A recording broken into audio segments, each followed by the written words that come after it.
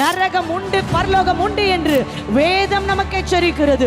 இயேசு செய்த அத்தனை பிரசங்கங்களும், இன்னையிலிருந்து நீங்க வேதத்தை வாசிங்க.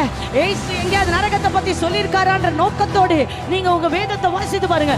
அவருடைய எல்லா பிரசங்கத்தின் மைய பொருளே நரகம் பரலோகமாக தான் இருக்கும். அவர் பரலோகத்தை விட இன்னும் நரகத்தை குறித்து அதிகமாய் பிரசங்கம் செய்திருக்கார் என்று வேத ஆதாரங்கள் உண்டுங்க.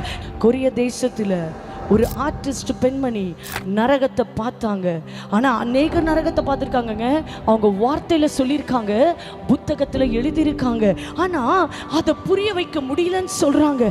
ஐயோ, இந்த பூமியில் அந்த வலிக்கோ அந்த வேதனையோ இந்த பூமியில் இருக்க எந்த வியாதியிலும் அப்படி சொல்ல முடியாது.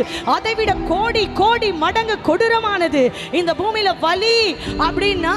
எனக்கு தெரிஞ்சு ஒரு பிரசவத்துக்கு ஒரு பெண் கதறா பார்த்தீங்களா, அதுதான் வலி நான் நினைக்கிறேன். அதெல்லாம் ஒரு வலி இல்லையா?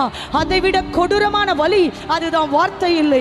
வேதனை, துன்பம், மன உளைச்சல் பார்த்தீங்கன்னா எப்பொழுதுமே 24 மணி நேரம் பிசாசினால் வாதிக்கப்படுதல் இருந்து கொண்டே இருக்குமா?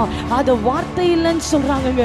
அதனாலயா என்னவோ தெரியல, ஆண்டவர் கொரிய தேசத்துல இருக்க ஒரு பெண்மணிக்கு இவங்க எவ்வளவுதான் நரகத்தை பார்த்தாலும் பரலோகத்தை பார்த்தாலும் மக்களுக்கு சொல்வதற்கு இந்த பூமியில வார்த்தைகள் இல்லை என்பதனால் அந்த ஆர்டிஸ்ட், அந்த பெண்மணி நீண்ட நாள் இரவு ஜெபத்தின் நிமித்தம் அவள் நரகத்துக்கும் பரலோகத்துக்கும் ஆண்டவரால் அழைத்து செல்லப்பட்டாள். எதற்காக?